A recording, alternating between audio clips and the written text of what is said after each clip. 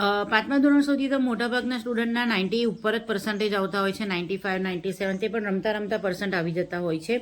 પણ છઠ્ઠા ધોરણથી મોટાભાગના પેરેન્ટ્સને એ તકલીફ હોય છે કે અત્યાર સુધી પર્સન્ટેજ આવતા હતા, હું ભણાવતી હતી, પણ હવે તો પર્સન્ટેજ ધીમે ધીમે ઓછા થવા મળ્યા. તેનું મેઇન કારણ આવી જાય છે કે એ લોકોનું મેથ્સ વીક થવા મળે છે.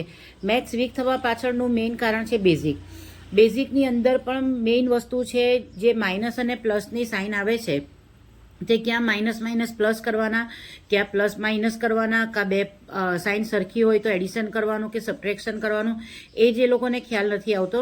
એટલે આ એક પહેલું પગથિયું છે જ્યાંથી એ લોકોનું મેથ્સ વીક થવા માંડે છે.